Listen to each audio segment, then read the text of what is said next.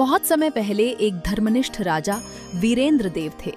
वे प्रतिदिन प्रातःकाल भगवान शिव का अभिषेक करते और अपने राज उद्यान से चुने हुए ताजे बेलपत्र अर्पित करते। उसी नगर में शिवदास नाम का एक निर्धन किंतु अत्यंत श्रद्धालु शिव भक्त भी रहता था। उसके मन में भी प्रतिदिन श्रेष्ठ बेलपत्र भगवान को अर्पित करने की तीव्र इच्छा रहती थी। जब उसे पता चला कि सबसे सुंदर बेलपत्र राजा के बगीचे में मिलते हैं, तो उसने संकल्प लिया कि वही बेलपत्र भगवान को चढ़ाएगा। कठोर साधना और शिव महिमा स्तोत्र के निरंतर जप से उसे कुछ समय के लिए अदृश्य होने की सिद्धि प्राप्त हो गई। वह रात में अदृश्य होकर राज उद्यान से बेलपत्र ले जाता और शिवलिंग पर अर्पित कर देता।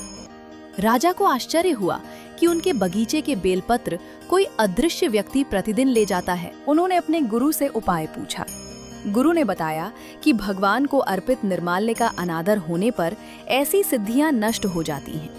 राजा ने शिवलिंग पर चढ़े हुए बेलपत्र पूरे बगीचे में बिछवा दिए। उस रात शिवदास अनजाने में उन पर पैर रख बैठा और उसकी अदृश्य होने की शक्ति समाप्त हो गई। सैनिकों ने उसे पकड़ लिया। जब राजा दंड देने पहुंचे, तब शिवदास ने हाथ जोड़कर कहा, हे महादेव, मैंने यदि अपराध किया है तो केवल आपकी सेवा की भावना से किया है, किसी स्वार्थ से नहीं।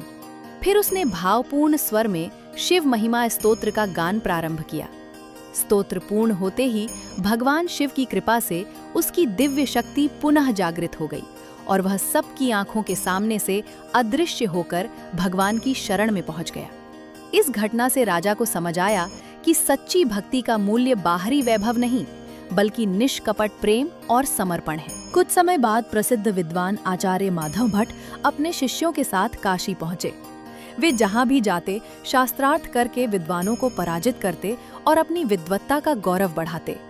उन्होंने काशी के सभी पंडितों को खुली चुनौती दे दी। नगर के विद्वान चिंतित होकर भगवान विश्वनाथ के मंदिर पहुंचे और प्रार्थना की कि नगर की प्रतिष्ठा की रक्षा करे। उसी रात भगवान शिव एक साधारण वृद्ध ब्राह्मण का रूप धारण कर आचार्य माधव भट्ट के पास पहुंचे। उन्होंने शास्त्रार्थ नहीं, केवल एक प्रश्न पूछा, विवेक किसे कहते हैं?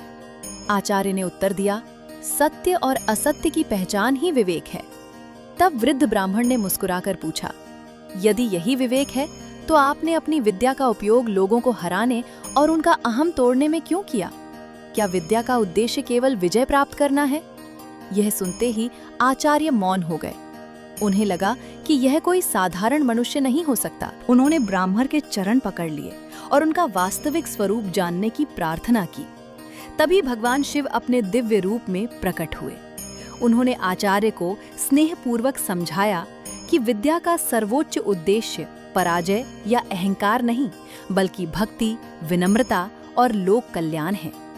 भगवान की आज्ञा पाकर आचार्य माधव भट्ट ने अपना अभिमान त्याग दिया, अपनी पुस्तकों का मोह छोड़ दिया और वृंदावन जाकर भगवान के चरणों में जीवन समर्पित कर दिया।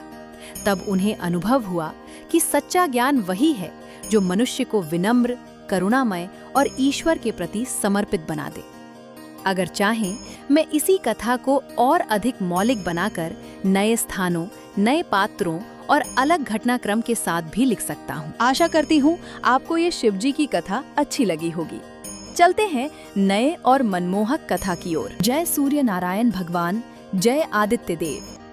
हिंदू धर्म में सप्ताह का प्रत्येक दिन किसी न किसी देवता को समर्पित माना गया है।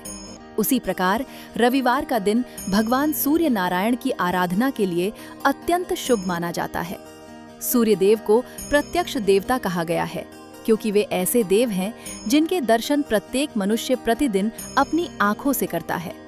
शास्त्रों में कहा गया है कि यदि कोई व्यक्ति श्रद्धा और विश्वास के साथ रविवार का व्रत करता है, प्रातःकाल स्नान करके उगते हुए सूर्य को तांबे के पात्र से जल अर्पित करता है, लाल पुष्प, लाल चंदन और गुड़ का भोग लगाता है तथा पूरे दिन भगवान सूर्य का स्मरण करता है, तो उसके जीवन से रोग, दरिद्रता, मान सम्मान की कमी और दुर्भाग्य धीरे धीरे समाप्त होने लगते हैं।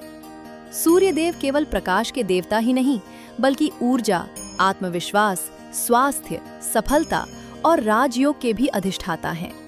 जो व्यक्ति सच्चे मन से उनकी शरण में आता है, उसका जीवन अंधकार से निकलकर प्रकाश की ओर बढ़ने लगता है। बहुत समय पहले की बात है। आर्यावर्त के मध्य भाग में सूर्यकूट नाम का एक समृद्ध राज्य था। उस राज्य में चारों ओर हरियाली फैली रहती थी। नदियां पूरे वर्ष जल से भरी रहती थीं। खेतों में सोने जैसी फसलें लहलहाती थीं और प्रजा अपने राजा की प्रशंसा करते नहीं थकती थी। उस राज्य के राजा का नाम विक्रमकेतु था। वे न्यायप्रिय, दयालु और धर्म का पालन करने वाले शासक थे। उनके महल में किसी प्रकार के वैभव की कमी नहीं थी, लेकिन एक कमी ऐसी थी जो उनके हृदय को दिन रात कचोटती रहती थी। विवाह के कई वर्ष बीत जाने के बाद भी उनके यहाँ कोई संतान नहीं हुई थी। रानी पद्मिनी भी भीतर ही भीतर टूट चुकी थीं। वे प्रतिदिन महल की सबसे ऊंची छत पर जाकर उगते हुए सूर्य को प्रणाम करती और हाथ जोड़कर कहती, हे सूर्य नारायण, आप संसार को प्रकाश देते हैं, मेरे जीवन के अंधकार को भी दूर कर दीजिए। यदि मुझसे कोई भूल हुई हो तो मुझे क्षमा कर दीजिए और मुझे मातृत्व का सुख प्रदान कीजिए। उनकी आंखों से आंसू बहते रहते, लेकिन उनका विश्वास कभी कम नहीं हुआ। बहुत समय पहले की बात है। आर्यावर्त के मध्य भाग में सूर्यकूट नाम का एक समृद्ध राज्य था। उस राज्य में चारों ओर हरियाली फैली रहती थी। नदियां पूरे वर्ष जल से भरी रहती थीं। खेतों में सोने जैसी फसलें लहलहाती थीं और प्रजा अपने राजा की प्रशंसा करते नहीं थकती थी। उस राज्य के राजा का नाम विक्रमकेतु था। वे न्यायप्रिय, दयालु और धर्म का पालन करने वाले शासक थे। उनके महल में किसी प्रकार के वैभव की कमी नहीं थी, लेकिन एक कमी ऐसी थी जो उनके हृदय को दिन रात कचोटती रहती थी। विवाह के कई वर्ष बीत जाने के बाद भी उनके यहाँ कोई संतान नहीं हुई थी। रानी पद्मिनी भी भीतर ही भीतर टूट चुकी थीं।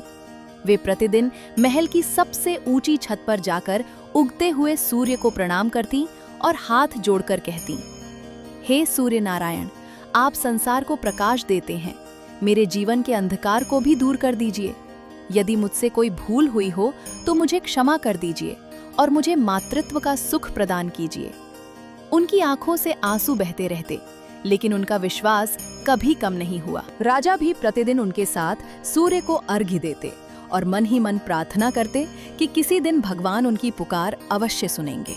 एक दिन प्रातःकाल जब राजा सूर्य मंदिर में पूजा कर रहे थे, तभी एक वृद्ध सन्यासी वहां आए। उनके चेहरे पर अद्भुत तेज था। ऐसा लगता था मानो उनके मुखमंडल पर स्वयं सूर्य की किरणें ठहर गई हों। राजा ने आदर पूर्वक उनके चरण स्पर्श किए और उन्हें आसन दिया। सन्यासी ने कुछ देर तक राजा को ध्यान से देखा और बोले, राजन, तुम्हारे मन में एक ऐसा दुख है जिसे तुम किसी से कह नहीं पा रहे हो। राजा की आंखें भर आईं।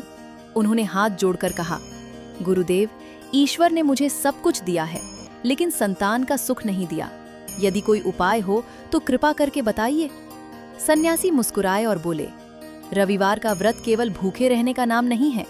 यह सत्य, दया, सेवा और सूर्य नारायण के प्रति पूर्ण समर्पण का व्रत है। यदि तुम लगातार 21 रविवार तक पूरे नियम से व्रत करोगे, प्रातःकाल तांबे के पात्र से सूर्य को जल अर्पित करोगे, लाल पुष्प चढ़ाओगे, किसी भूखे को भोजन कराओगे और कभी किसी जरूरतमंद को खाली हाथ नहीं लौटाओगे, तो स्वयं सूर्य नारायण तुम्हारी परीक्षा लेकर तुम्हें आशीर्वाद देंगे। इतना कहकर वे सन्यासी वहां से चले गए। राजा और रानी ने उसी क्षण संकल्प लिया कि चाहे कैसी भी कठिनाई क्यों न आए, वे रविवार का व्रत कभी नहीं छोड़ेंगे। अगले ही रविवार से दोनों ने व्रत प्रारंभ कर दिया। ब्रह्म मुहूर्त में उठते, नदी में स्नान करते, लाल वस्त्र धारण करते, तांबे के लोटे में स्वच्छ जल, लाल फूल, रोली और अक्षत डालकर उगते हुए सूर्य को अर्घ्य देते।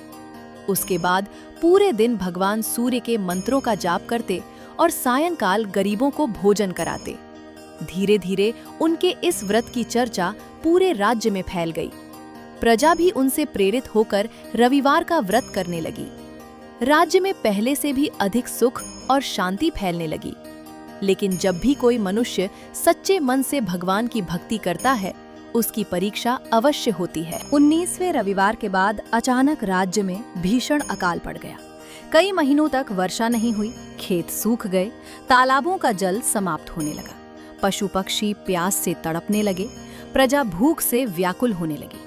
मंत्रियों ने राजा से कहा, महाराज, यदि आपने अब भी राजकोष से गरीबों को अन्न बांटना जारी रखा तो कुछ ही दिनों में महल का भंडार भी खाली हो जाएगा।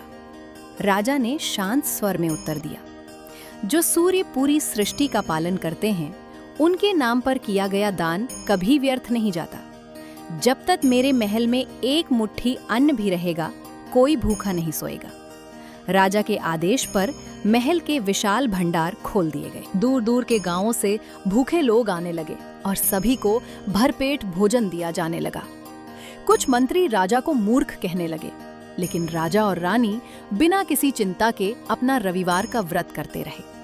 उन्हें विश्वास था कि भगवान सूर्य उनकी परीक्षा ले रहे हैं और वे अपने विश्वास से पीछे नहीं हटेंगे। उन्हें ये नहीं पता था कि उन्हीं दिनों एक रहस्यमय वृद्ध भिखारी का वेश धारण करके स्वयं सूर्य नारायण उनके राज्य में प्रवेश कर चुके हैं और वे ये देखने वाले हैं कि राजा का धर्म केवल शब्दों में है या वास्तव में उनके हृदय में भी बसा हुआ है। वृद्ध भिखारी का वेश धारण किए हुए वो व्यक्ति कई दिनों तक पूरे राज्य में घूमता रहा। वो कभी किसी किसान के घर जाता, कभी किसी विधवा के द्वार पर और कभी किसी अनाथ बच्चे के सामने खड़ा होकर भोजन मांगता। जहां भी वो जाता, लोग कहते, यदि भूख लगी है तो राजमहल चले जाइए, हमारे राजा किसी भूखे को खाली हाथ नहीं लौटाते। ये सुनकर वो मुस्कुराता और आगे बढ़ जाता। आखिरकार 21वें रविवार की सुबह वो महल के मुख्य द्वार पर पहुंचा। उस दिन राजा और रानी ने निर्जल व्रत रखा था। सूर्य को अर्घ्य देने के बाद दोनों पूजा में बैठे ही थे कि द्वारपाल ने आकर सूचना दी, महाराज, बाहर एक बहुत वृद्ध भिखारी खड़ा है। वो कई दिनों से भूखा है और अभी भोजन मांग रहा है। राजा तुरंत उठ खड़े हुए। उन्होंने रानी से कहा, भगवान की पूजा बाद में भी हो सकती है, लेकिन किसी भूखे को प्रतीक्षा कराना अधर्म है। वे स्वयं बाहर आए और उस वृद्ध को आदर सहित भीतर ले गए। रानी ने देखा कि राज भंडार में अब केवल थोड़ा सा आटा, कुछ फल और पूजा के लिए रखा हुआ गुड़ ही बचा है।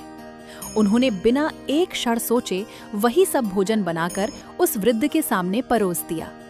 वृद्ध ने भोजन करने के बाद कहा, राजन, मैं बहुत प्यासा भी हूँ।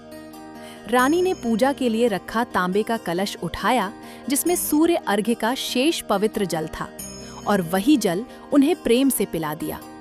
अब महल में खाने पीने के लिए कुछ भी शेष नहीं बचा था। राजा और रानी स्वयं भूखे रह गए, लेकिन उनके चेहरे पर किसी प्रकार का दुख नहीं था। वृद्ध ने दोनों की ओर देखा और गंभीर स्वर में पूछा, यदि मैं अभी तुमसे तुम्हारा राज्य भी मांग लूं, तो क्या तुम वह भी दे दोगे? राजा ने बिना किसी हिचकिचाहट के उत्तर दिया, यदि किसी के कल्याण के लिए मेरा राज्य भी देना पड़े तो मैं प्रसन्नता से दे दूंगा। यह राज्य भी भगवान का है, मैं तो केवल इसका सेवक हूँ। ये सुनते ही वृद्ध मुस्कुराने लगे। अगले ही क्षण उनके शरीर से दिव्य प्रकाश निकलने लगा। उनके मैले वस्त्र स्वर्णिम आभा में बदल गए। उनके पीछे 7 दिव्य घोड़े प्रकट हुए और पूरा राजमहल अद्भुत तेज से भर गया। राजा और रानी आश्चर्यचकित होकर भूमि पर गिर पड़े। उन्होंने देखा कि उनके सामने स्वयं भगवान सूर्य नारायण अपने दिव्य स्वरूप में विराजमान हैं। उनके मुकुट से निकलने वाला प्रकाश पूरे राज्य को आलोकित कर रहा था। भगवान सूर्य बोले, राजन विक्रमकेतु, रानी पद्मिनी, मैं कई दिनों से तुम्हारी परीक्षा ले रहा था। मैंने देखा कि तुमने सुख में भी धर्म नहीं छोड़ा और दुख में भी दान नहीं छोड़ा। तुमने अपने लिए कुछ नहीं बचाया, लेकिन एक भूखे को कभी निराश नहीं किया। यही सच्चा रविवार व्रत है। केवल उपवास करने से मैं प्रसन्न नहीं होता, बल्कि दया, सेवा, सत्य और त्याग से प्रसन्न होता हूँ। इतना कहकर भगवान सूर्य ने अपना वरद हस्त दोनों के सिर पर रखा और बोले, आज से तुम्हारे राज्य में कभी अकाल नहीं पड़ेगा।